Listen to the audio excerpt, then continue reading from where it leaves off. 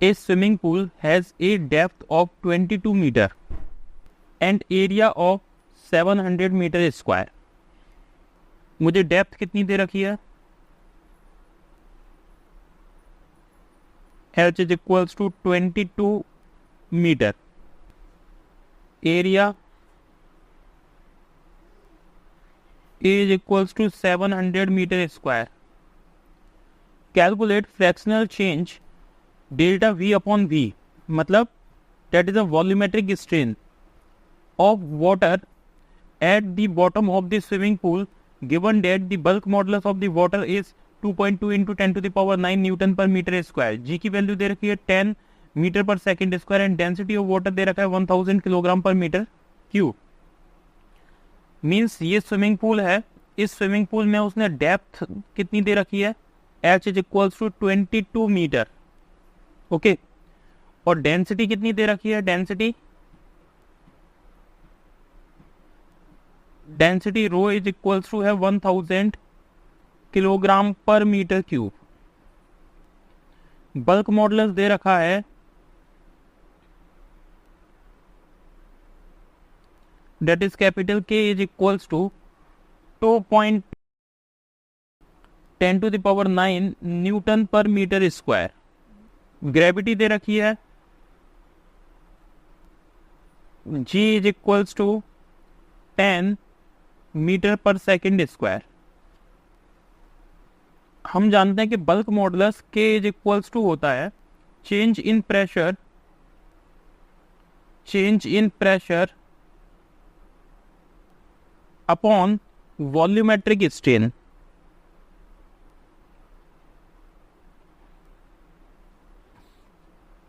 Change in pressure को मैं लिख रहा हूं delta P upon volumetric strain को मैं क्या लिखूंगा?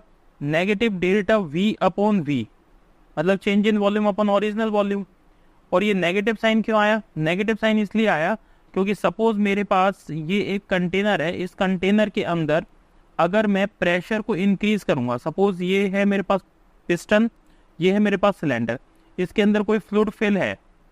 अगर इसके अंदर फ्लूइड फिल है तो जब मैं इसे कंप्रेस करूंगा तो इसका वॉल्यूम रिड्यूस होगा, पहले सपोज यहां से यहां तक का वॉल्यूम था V,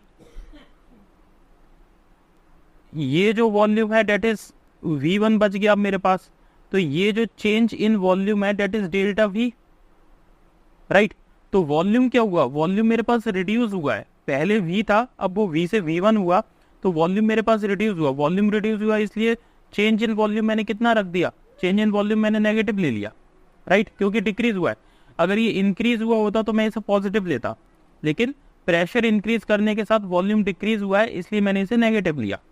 बल्क मॉडुलस की वैल्यू मुझे दे रखी है न्यूमेरिकल में, तो मैं लिख रहा हूं बल्क मॉडुलस K की value 2.2 into 10 to the power 9 is equals to change in pressure. देखिए चेंज इन प्रेशर का फॉर्मूला आता है फ्लूइड के लिए, change in pressure that is equals to rho GH। ये हम पढ़ चुके हैं जब अपन ने मैकेनिकल प्रॉपर्टीज ऑफ फ्लूइड पढ़ा था, ओके। फ्लूइड की जो प्रॉपर्टीज अपन ने पढ़ी हुई थी उस समय अपन ने ये पढ़ा हुआ था, ये वाला लॉ जिसमें अपन चेंज इन प्रेशर डिटरमाइन करते थे रो GH से, ओके। तो मैं प्रेशर की जगह पे क्या लिख रहा हूँ? रो GH अपॉन वॉल्यूमेट्रिक स्ट्रेन की जगह पे लिख रहा हूँ negative delta V upon V। अब एक चीज और समझिए कि ये जो नेगेटिव है, ये नेगेटिव केवल डायरेक्शन को बता रही है। डायरेक्शन मतलब ये डिक्रीज हो रहा है, तो ये डायरेक्शन को शो कर रही है कि ये डिक्रीज हो रहा है, ओके। तो अगर मैं इस नेगेटिव को हटा भी देता हूं तो भी कोई इफेक्ट नहीं पड़ेगा, no effect on magnitude. Magnitude पे इस नेगेटिव से कोई इफेक्ट नहीं पड़ने वाला, ओके। तो मैं इस नेगेटिव को डायरेक्शनल होने की वजह से मैं इसे रिमूव कर रहा हूं। अब यहां पे मैं वैल्यू पुट कर रहा हूं 2.2 into 10 to the power 9 is equals to, rho की वैल्यू मुझे दे रखी है 1000 इंटू G की वैल्यू दे रखी है 10 इंटू डेप्थ दे रखी है 22 upon change in volume upon original volume. इसे कैलकुलेट करेंगे तो क्या आ जाएगा मेरे पास, volumetric strain delta V upon V is equals to आएगा 22 4 times 0 upon 2.2 into 10 to the power 9।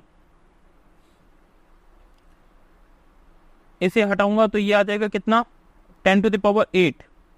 22 से 22 कैंसिल आउट हो गया, इससे ये कैंसिल आउट हो गया, यहाँ आएगा 10 to the power -4। Okay, means change in volume upon original volume कितना आ गया मेरे पास, 10 to the power -4। This will be answer. Option देखिए, option number D is the correct answer. Option number D is the correct answer. ये कहां पूछा गया है, ये पूछा गया था